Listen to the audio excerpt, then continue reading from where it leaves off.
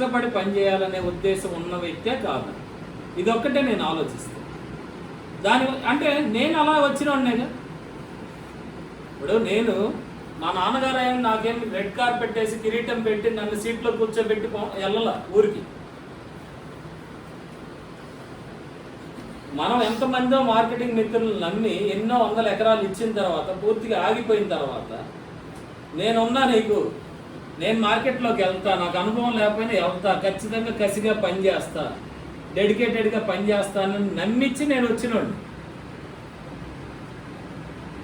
ప్రతి ఇటుకని బై ఇటుక మనం పేర్చుకుంటూ ఇలాంటి వ్యక్తుల్ని పొందగలిగినోడిని. నాకంటే పెద్దలు, గౌరవనీయులు, వాళ్ళందరినీ మనల్ని పొందగలిగామంటే మన వయసుకి కేవలం ఏంటి మనలో ఉన్నటువంటి క్రమశిక్షణేగా. లేకపోతే మన వయసు వాళ్ళతో వాళ్ళు సావాసం చేయగలరా? సార్? శ్రద్ధ లేకపోతే చేయలేదు. వీడికి ఉడుకు రక్తంతో ఏదేదో చెప్తున్నాడు, ఇవన్నీ జరిగే పనులు కాదు అంటారు. అవునా కాదు? అవునండి.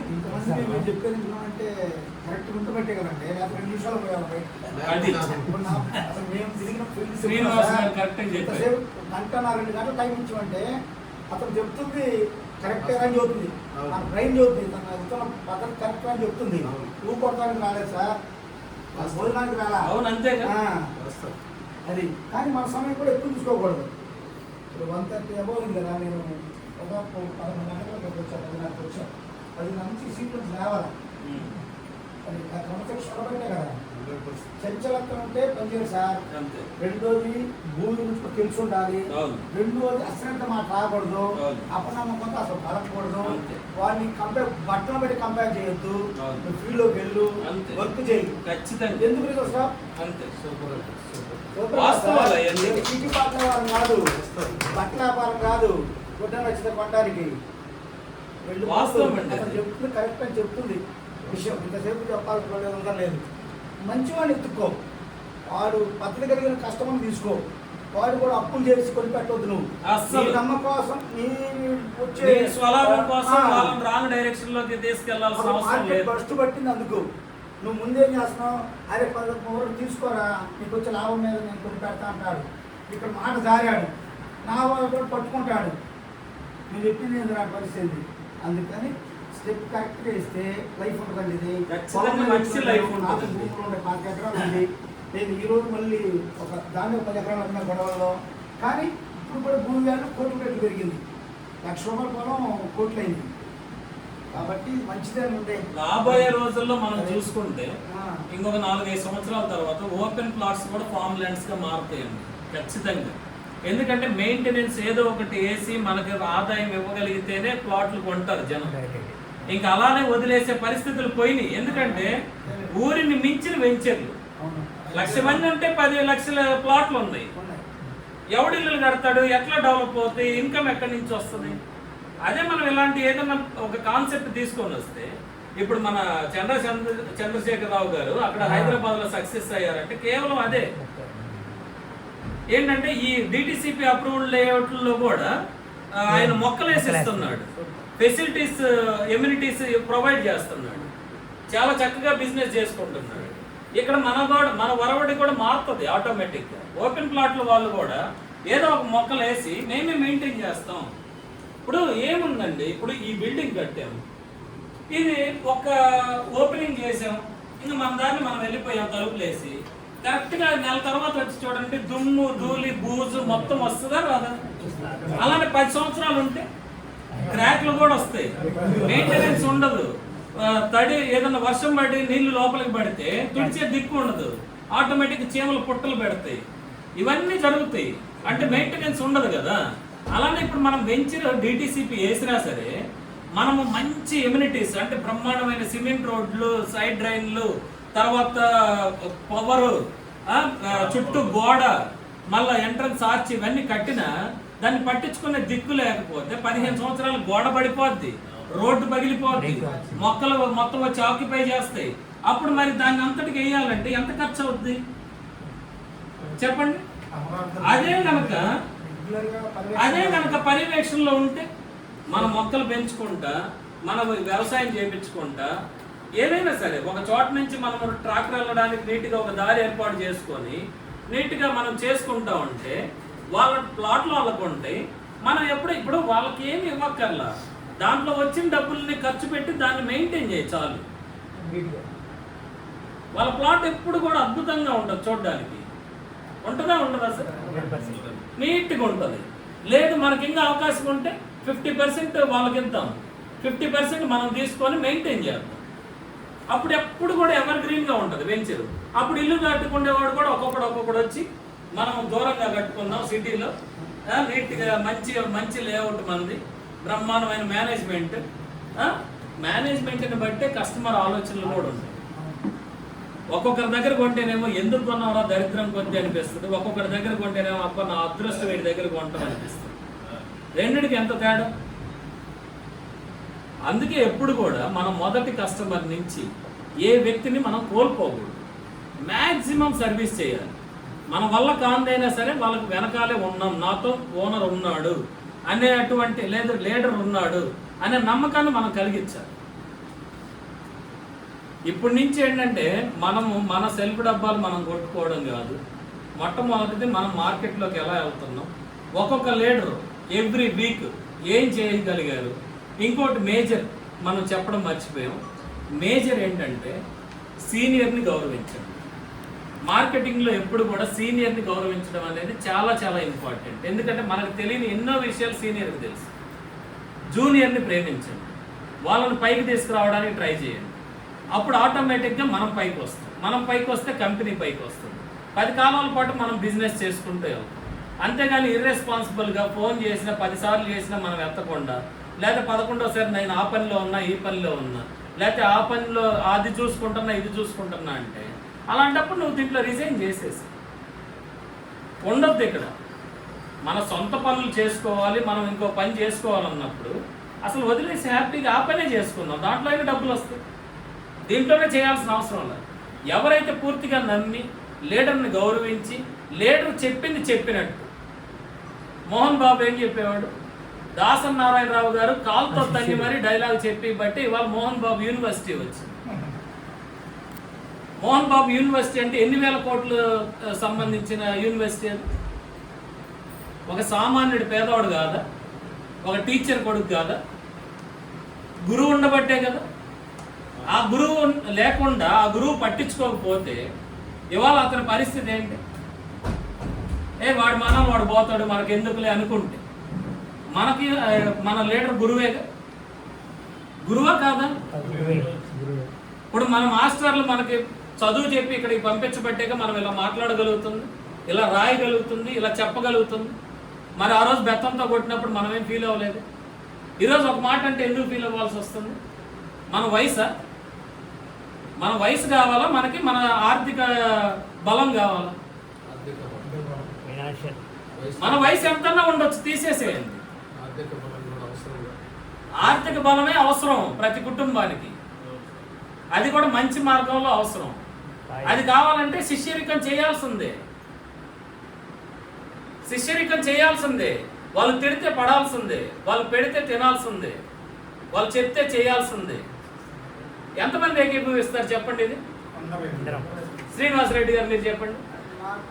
అంటే నేను కష్టపడి పని చేస్తాను, నిజాయితీగా ఉండాలని చూస్తా, నా వచ్చి కూడా నిజాయితీగా ఉండాలి, ఖచ్చితంగా అంతే. సో ఎన్ని విషయాలైనా సరే మనము పని కోసం పాటు పడుతున్నప్పుడు ఖచ్చితంగా మనము సీనియర్స్తో ఎప్పుడు కూడా టచ్లో ఉండాలి. మనం ఈ పనికి సంబంధించి మన పర్సనల్ లైఫ్ని ఎవరితో షేర్ చేసుకోవాల్సిన అవసరం లేదండి. ఈ పని కోసం మనం ఏం చేసాం, సోమవారం నుంచి శనివారం వరకు మనం ఏ పని చేసాం, లీడర్ ప్రతి విషయాన్ని క్షుణ్ణంగా మనం ఎక్స్ప్లెయిన్ చేయాలి. అప్పుడు లీడర్ అనేవాడు సలహా ఇస్తాడు. ఇప్పుడు లీడర్లు అయినా సరే మంచి ఆలోచనలతో ఉండి సలహాలు ఇవ్వాలి మన జూనియర్స్, ఇచ్చి వాళ్ళు ఎదిగేలాగా కృషి చేయాలి. ఉండాలంటే బాండింగ్ కరెక్ట్గా ఏర్పరచుకోవాలి. బాండింగ్ కరెక్ట్గా ఏర్పరచుకుంటేనే మనకి మంచి రిజల్ట్ వస్తుంది. అంతే తప్ప నీకు చెప్పాలా, నా ఇష్టం వచ్చిన కాడ తిరుగుతా, నీకు కావాల్సిన బిజినెస్ కదా నేను చూసుకుంటా పో అంటే సంవత్సరానికి కూడా ఒక ప్లాట్ అమ్ముతారా? మా గౌస్ గారు అయితే మా కరిమల్లా సార్ చేత తిట్లు తింటాడు. అంతే కదా. అది మా అన్నయ్య, వాళ్ళిద్దరు ఒక తల్లి కడుపున పొట్ల. కానీ మా అన్నయ్య నన్ను తిడితే నా మంచి కోసమే అని అనుకుంటాడు కాబట్టి ఆయన దాదాపుగా అన్ని ప్లాట్లు చేయగలిగాడు, అంత సక్సెస్ అవ్వగలిగాడు. ఎప్పుడు మనము పర్సనల్గా తీసుకోవద్దండి ఏ విషయాన్నైనా సరే. లీడర్ చెప్పాడు లేకపోతే కంపెనీ ఇన్స్ట్రక్షన్స్ ఇచ్చిందంటే ఒక మనిషిని ఉద్దేశించి కాదు, ఒక పోస్ట్, ఒక పొజిషన్, ఒక చేయాలని ఎదుగుదల, అంటే ఎదుగుదల రావాలి, చలనం రావాలనే ఉద్దేశంతో తప్ప ఒక మనిషి వ్యక్తిగత విషయాల మీద కాదు లీడర్ మాట్లాడేదైనా, కంపెనీ మాట్లాడేదైనా, లేకపోతే ఏదైనా సరే రిజల్ట్ ఓరియంటెడ్గా మాట్లాడేది. రిజల్ట్ వస్తే ఎవరికి అడ్వాంటేజ్? మన కుటుంబానికి, మన లీడర్కి, మన కంపెనీకి, అన్నిటికీ. నేను నిన్న మీటింగ్లో కూడా చెప్పాను, ఒక ఏజెంట్ ఫెయిల్ అయ్యాడంటే ఒక లీడర్ ఫెయిల్ అయినట్టే, ఒక లీడర్ ఫెయిల్ అయ్యాడంటే కంపెనీ ఫెయిల్ అయినట్టే. అంతే తప్ప ఇది ఒక బాండింగ్, ఇది ఒక చైన్ సిస్టమ్, ఇది ఒక ఛానల్. అంతే తప్ప మనం ఇగోలకు పోయి మా అమ్మాయి నన్ను తిట్లా, మా నాన్నే నన్ను తిట్లా, మా అక్కే నన్ను కొట్లా అంటే మనకి చదువు రాదు. ఎప్పుడు వచ్చింది మనకు చదువు? తిట్టు, ఇంకా బాగా తిట్టు, నాలో బుద్ధి రావాలి, నేను దీన్ని సీరియస్గా తీసుకోవాలి. అట్లాంటప్పుడు ప్రాణ స్నేహితులు మా సుధాకర్ రెడ్డి గారు, ప్రభాకర్ గారు ఇద్దరు డిష్యం అంటుంటారు ఒక్కోసారి వర్క్ మీదనే. ఆయనంటే ఎంత అభిమానం అంటే వర్క్ మీద నువ్వు రావాలి ఎట్టి పరిస్థితులు. అంటే ఇద్దరు కొట్టుకోవడం తిట్టుకోవడం కాదు దాని గురించి నేను అనేది. ఆర్గ్యుమెంట్స్, ప్రభాకర్ ఇది కాదని ఆయన అంటే, కాదన్నా ఇది కాదని చెప్పి ఏనంటే ఎన్నో విషయాల మీద విభేదించేవాళ్ళు. నేను దగ్గర నుండి చూశాను. రిజల్ట్ కోసమే అన్నని ఎదిగించాలని తమ్ముడికి ఉంటుంది, తమ్ముడి మాటిని మంచిగా ఎదగాలని అన్నకు ఉంటుంది. కానీ ఏంటంటే ఇద్దరు బాండింగ్ ఎప్పుడైతే కరెక్ట్గా ఉంటుందో ఉంటేనే మనం సక్సెస్ఫుల్గా మనము లీడ్ చేయగలుగుతాం. ఇక్కడ ప్రొఫెషనల్, పర్సనల్గా మనం ఏం చేసుకుంటాం, ఎలా ఉంటాం అనేది మన పర్సనల్ విషయం. అసలు ఎప్పుడు కూడా పర్సనల్ లైఫ్ని ప్రొఫెషనల్ లైఫ్ని కలపొద్దు. ఏ వ్యక్తి కూడా వ్యక్తిగతంగా ఏది తీసుకోవద్దు. ఖచ్చితంగా మనం రిజల్ట్ కోసం పనిచేద్దాం. రిజల్ట్ కోసం పనిచేస్తే కనుక 100% రిజల్ట్ వస్తుంది. మీరు బాగుంటారు, లీడర్ బాగుంటారు, కంపెనీ బాగుంటుంది. దట్టు ఏంటంటే మనకంటూ ఒక గుర్తింపు సమాజంలో. నువ్వేం చేస్తున్నావు అంటే ఒక్కొక్కరు, నేను TCSలో జాబ్ చేస్తున్నా, నేను విప్రోలో జాబ్ చేస్తున్నా, లేకపోతే మైక్రోసాఫ్ట్లో చేస్తున్నా అంటే ఒక్కొక్క కంపెనీకి ఒక్కొక్క విలువ ఉంటుంది. అవునా?